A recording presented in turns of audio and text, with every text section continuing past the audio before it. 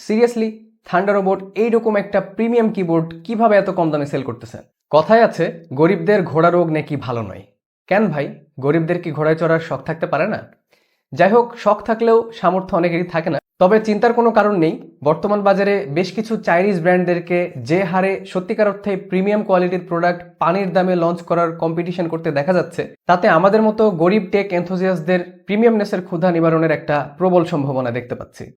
Thunderbolt K98 একটা 95% 98 কি mechanical keyboard, যেটা হাতে নেওয়ার পরে আপনি সত্যিকার অর্থে একটা প্রিমিয়াম ফিল পাবেন, both in it's sound and build quality. সত্যি কথা বলতে এই কিবোর্ডটি হাতে নেওয়ার পরে আমাকে যদি প্রাইস গেস করতে বলা হতো, আমি কম করে হলেও 5,000 টাকা বলতাম, বাট গেস হোয়াট, এটার প্রাইস মাত্র 2950 টাকা। So I was actually shocked after I get this keyboard in my hand and I was like, seriously, Thunderbolt এইরকম একটা প্রিমিয়াম কিবোর্ড কিভাবে এত কম দামে সেল করতেছে? যাই হোক, প্রশংসা মনে হয় একটু বেশি হয়ে গেল। আপনারা আবার ভাবেন না যে এই ভিডিওটি স্পন্সর্ড। এই কিবোর্ডটি আমি পার্সোনাল ইউজের জন্য নিজের টাকা দিয়ে কিনেছি, যদিও বা 2950 টাকার কিবোর্ড আমি 11/11 অফারে মাত্র 2450 টাকায় কিনেছি। বাট কি আছে এই কিবোর্ডের মধ্যে, কেন এই কিবোর্ডটাকে আমি একটা প্রিমিয়াম কিবোর্ডের কাতারে ফেলছি, এসব নিয়ে আলোচনা করার জন্যই আমি শাওন আজকে আবারও আপনাদের সামনে হাজির হয়েছি। আপনারা দেখছেন KeyFrame।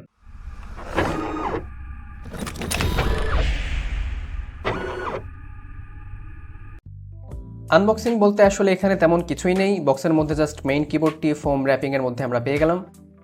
এর নিচে একটা ইউজার ম্যানুয়াল, যেটা পুরোটাই চাইনিজে, so we don't need this. And lastly আমরা একটা USB-C to A কেবল দেখতে পাচ্ছি, দ্যাটস ইট। শুরুতেই যে বিষয়টি ভালো লাগলো তা হলো এই কিবোর্ডটির ওয়্যারটি ডিটাচেবল, যেটা আসলে অনেক কনভেনিয়েন্ট অ্যান্ড ইউজুয়ালি 3000 টাকার অন্যান্য বেশিরভাগ কিবোর্ডেই এটা দেখা যায় না। আউটলুক নিয়ে বলার তেমন কিছুই নেই, আপনারা দেখতেই পাচ্ছেন কিবোর্ডটা কি পরিমাণে ক্লিন একটা লুক প্রোভাইড করে। এই কিবোর্ডটা কয়েকটি কালার ভেরিয়েন্টে পাওয়া যায়, যেমন ebony, cedar, cedar on ebony, ebony on cedar. তবে এদের মধ্যে আমার কাছে সিডার ভেরিয়েন্টটি বেশি কিউট লাগে। এটা একটা 95% লেআউটের কিবোর্ড হওয়ায় এটা ফুল সাইজ কিবোর্ডের চেয়ে কয়েক ইঞ্চি ছোট। সো সাইজের এই কম্প্যাক্টনেস গেমিং এর সময় মাউসের মুভমেন্টের জন্য এক্সট্রা স্পেস পেতে খুবই গুরুত্বপূর্ণ ভূমিকা পালন করবে। আবার যারা টাইপিস্ট, প্রোগ্রামার অথবা আমার মতো কন্টেন্ট ক্রিয়েটর রয়েছেন, যাদের টাইপিং এর পাশাপাশি প্রচুর পরিমাণে নিউমেরিক ভ্যালু ইনপুট দিতে হয়, তাদের জন্যও এই কিবোর্ডটি একটা আইডিয়াল চয়েস হতে পারে, কারণ এতে নাম্বার প্যাড রয়েছে।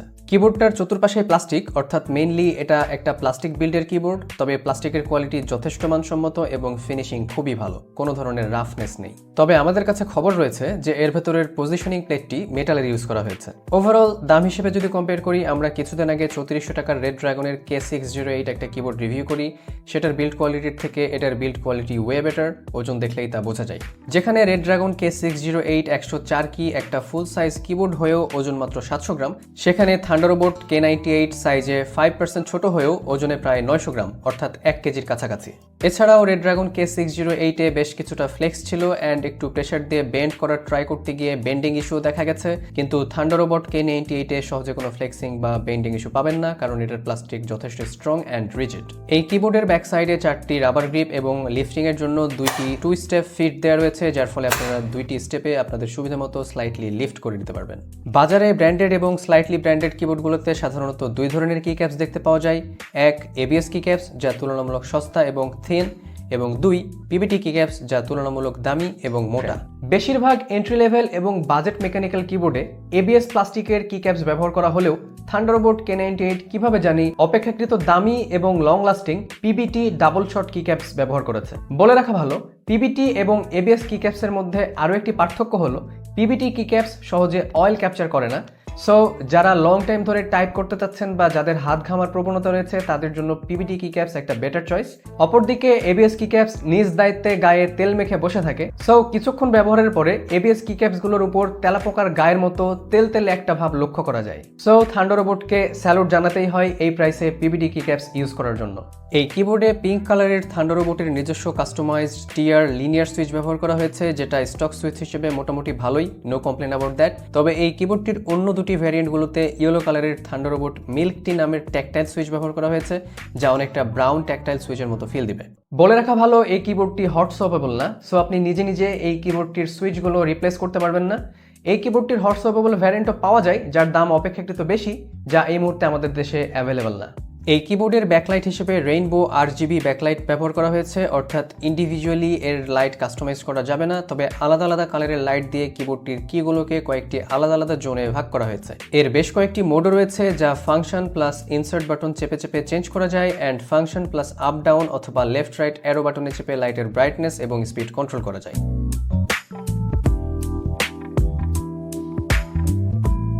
এই কিবোর্ডটির কিক্যাপসগুলো ডাবল শট হলেও পিবিটি কিক্যাপস হওয়ায় ব্যাকলাইট শাইন থ্রু করে লেজেন্ডগুলো জ্বলতে দেখা যায় না। সাধারণত প্রিমিয়াম পিবিটি কিক্যাপসগুলোতে ব্যাকলাইট শাইন থ্রু করতে দেখাও যায় না, কারণ সম্ভবত এই ম্যাটেরিয়ালে ট্রান্সপারেন্সি আনাটা একটু কঠিন। সাউন্ড টেস্টে যাবার আগে আপনাদেরকে আরও একটা গুরুত্বপূর্ণ তথ্য দিয়ে দিতে চাই, এই কিবোর্ডটির সুইচগুলো কিন্তু ফ্যাক্টরি লুপড। সো আপনারা এই কিবোর্ড থেকে খুবই স্মুথ একটা কি প্রেসিং এক্সপিরিয়েন্স পাবেন এবং এর সাউন্ডের মধ্যেও কোনো নয়েজ থাকবে না। Anyway, let's here the sound test.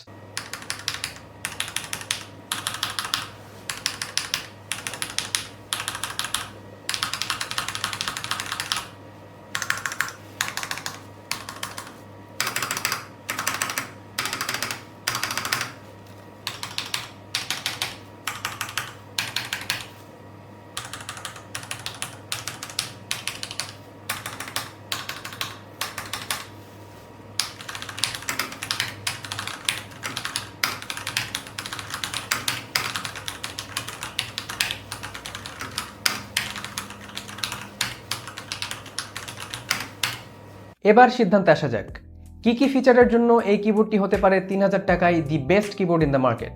Number 1, এটা একটা 95% ফর্ম ফ্যাক্টরের কম্প্যাক্ট সাইজের অলরাউন্ডার একটা কিবোর্ড, যেটা টাইপিং অ্যান্ড গেমিং উভয় পারপাস খুব ভালোভাবে সার্ভ করতে পারে। নাম্বার 2, এটার আউটলুক অ্যান্ড বিল্ড কোয়ালিটি এই প্রাইসে অন্যান্য কিবোর্ডের চেয়ে ওয়ে বেটার। নাম্বার 3, এটাতে পিবিটি ডাবল শট কিক্যাপস ব্যবহার করা হয়েছে, যা সচরাচর দামি ব্র্যান্ডেড কিবোর্ডগুলোতে দেখা যায়, হুইচ ইজ রিয়েলি অ্যাপ্রিসিয়েবল।